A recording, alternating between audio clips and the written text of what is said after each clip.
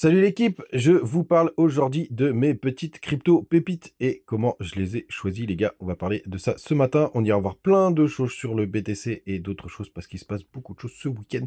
Il va falloir rester au taquet. J'espère que vous êtes prêts. C'est parti avec un BTC ce matin, 97 400 $. On est plutôt stable. On a Ether qui est à 0,2%.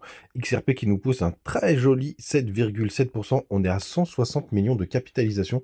Ce qui est important quand même de noter qu'on est 2 fois plus petit que Ether, pardon, c'est pas 160 millions, c'est 160 milliards, pardon. On est divisé par 2 par rapport à Ether, donc c'est vraiment intéressant quand même de voir les performances de XRP et même de BNB et Missile Sol hein, qui sont quasiment à 100 milliards de capitalisation, même s'ils se tirent la bourre, puisqu'on a eu un reflippening, BNB est repassé devant Missile Sol, très intéressant de ce qu'on est en train de voir, et surtout de voir que Ether est complètement à la rue sur ce cycle. Pour le moment, on a CryptoClebar qui pousse un petit 4%, pareil pour XLM.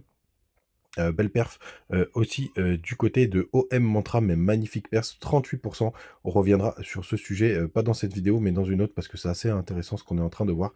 C'est vrai que lui, il nous fait des jolis rebonds, très très beau. On a aussi belle perf du côté de Trump, la crypto de ce cher monsieur qui nous fout quand même un petit peu de bordel. Et encore une fois, c'est Paul Matic qui est 50e, il pousse 1,7% ce matin. Les gars, côté daily du BTC, j'ai remis Ishimoku, parce qu'il ah bah non, il s'est rebarré. C'est pas grave, on va le mettre puisqu'il commence à être vraiment, très intéressant. Il commence à être vraiment très intéressante là, en ces périodes de latéralisation, puisque vous voyez, on est passé dans un moment de flippening de nuages et là on a un passage très, très faible. Donc c'est dommage qu'on n'ait pas pu, l'attaquer, hier, mais vous voyez, c'est plutôt joli ce qu'on est en train de voir. Il faudrait vraiment repasser au-dessus du nuage de la Kijun et de la Tenkan pour espérer aussi être bullish du côté de Ichimoku Daily. Plutôt pas mal, en tout cas par rapport au falling wedge, hein, puisque ça y est, on est passé de l'autre côté. On a eu une belle bougie d'impulsion, même si on s'est fait rejeter par le middle range. Pour le coup, vous savez, j'ai toujours cette target entre les 102 000 et les 105 000. Et si on arrive à passer au-dessus, eh ben, ça voudra dire qu'on aura une meilleure perf. En plus, on a fait un joli petit pullback, même si c'est pas hyper précis.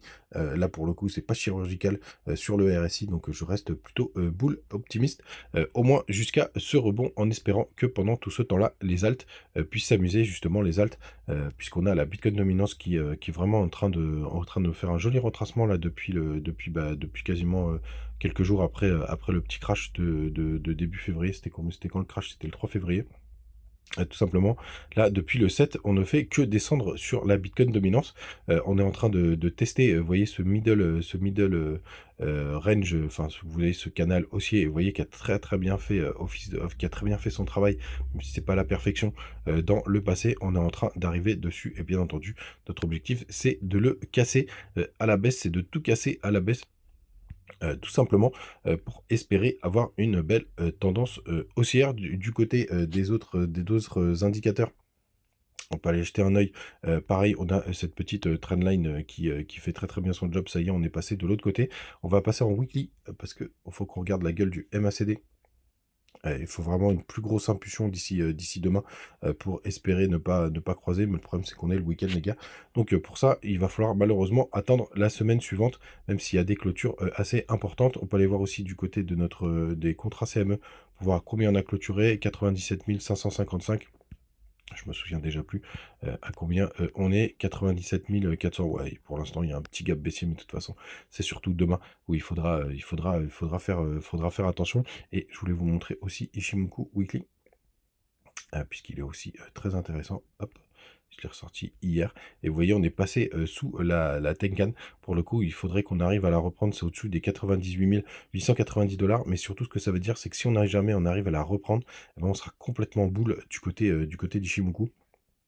Donc ça, c'est quand même assez important à voir, puisque bah, ce serait quand même un indicateur qui est plutôt propre pour repartir et pour nous faire une belle jambe haussière, tout simplement. Du côté encore des autres indicateurs, On a le crypto Fear and Greed qui est à 50, donc on remonte assez bien là, plutôt pas mal, de ce côté-là. On a les fundings qui sont encore très, très bas, donc ça, c'est aussi une très, très bonne nouvelle. Vous le savez, on a besoin de funding bas, pour, justement voir que le marché est plutôt, allez, plutôt orienté à la baisse et plutôt, inquiet. 200 millions de liquidation, c'est pas énorme, donc tout va bien de ce côté-là. Du côté des autres clôtures, il faudra aussi regarder dimanche, la clôture, enfin non, pardon, c'est fait. Les clôtures qui sont, vraiment importantes puisque c'est en cote du lundi au vendredi. Donc on a eu la plus grosse clôture haussière, du côté, du Nasdaq, donc qui est en train d'aller attaquer ses nouveaux plus hauts. Ça y est, c'est fait puisqu'on est samedi et vous avez aussi une belle clôture aussi du côté du SP500 qui est aussi la plus haute de l'histoire.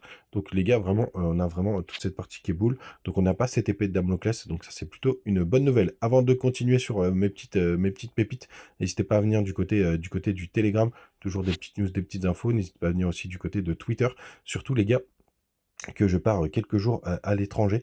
Là, donc normalement ça devrait bien se passer pour les matinales, peut-être un petit décalage, mais pour le coup, soyez pas aussi, ce sera peut-être pas aussi précis, que quand on est, en semaine, normale, et vous avez les liens du côté de Bitget, de Bexé et aussi de crypto.com pour ceux qui veulent la carte. Meilleur échange de, meilleure appli pour avoir une carte, crypto tout simplement. Allez, on part sur les petites crypto pépites. Donc, juste pour vous dire, n'oubliez pas, c'est des cryptos que vous devez étudier.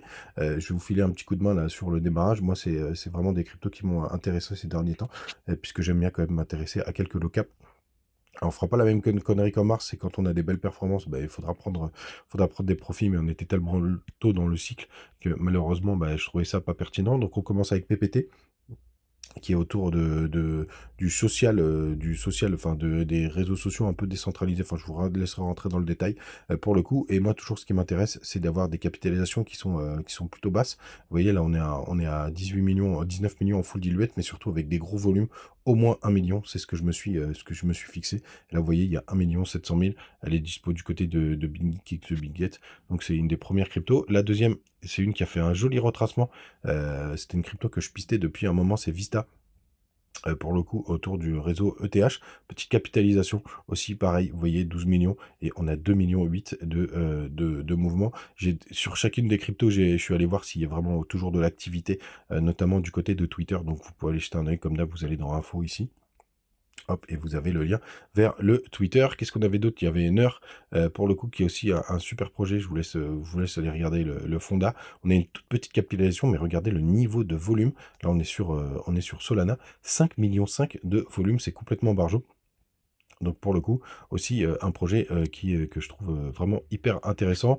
On en a déjà fait 3 et là, il y a Opus. Donc là, on est sur l'univers des agents IA. Aussi pareil, petite capitalisation. Ça a un petit peu baissé les volumes quand je suis rentré dessus. On était plutôt aux alentours de 1,5 million, 1,7 million, 4 millions de capitalisation. Donc pareil, des gros multiplicateurs. Toujours pareil, les gars, c'est des petits montants, moi, que je mets là-dessus, comparé à ce que j'ai en crypto. Et le dernier, c'est Notcoin, qui est une nouvelle crypto, donc du coup, qui a pas montré son potentiel. Donc on va voir ce que ça va donner. 14 millions d'échanges, toute petite capitalisation. J'ai pas vu comment se gérer la dilution des tokens. Donc attention, parce que vous voyez, il y a que 20% d'offres en circulation. J'ai pas trouvé l'info, mais bon, pour un bull run qui, pour moi, pourrait durer encore que quelques mois, je pense que ça posera pas trop de soucis sur des petites capitalisations comme ça. Donc, encore une fois, les gars, c'est des petits projets, parce que je le partage avec vous et c'est passé un petit peu inaperçu du côté de Twitter, donc je voulais vous le dire en vidéo. C'est juste un partage de ce que je fais, les gars. Vraiment, faites attention à ce que vous faites, étudiez bien. Vous êtes responsable si jamais vous perdez tout, et vous êtes responsable si jamais vous faites des gros multiplicateurs. Mais j'aime bien vous partager ce que je fais. Les gars, vous savez tout. N'oubliez pas, donc, en déplacement, mais je pense qu'il n'y aura pas trop de soucis pour les matinales. Peut-être demain, elle sera un petit peu décalée dans le temps. Tout simplement, mais j'ai besoin de soleil pour me ressourcer, et puis j'ai encore plein d'autres sujets à vous parler, notamment demain on parlera du sujet autour de OM Mantra, parce que c'est plutôt intéressant, donc je pense qu'on le fera demain, et plein d'autres trucs. Passez une bonne journée, ciao les potes.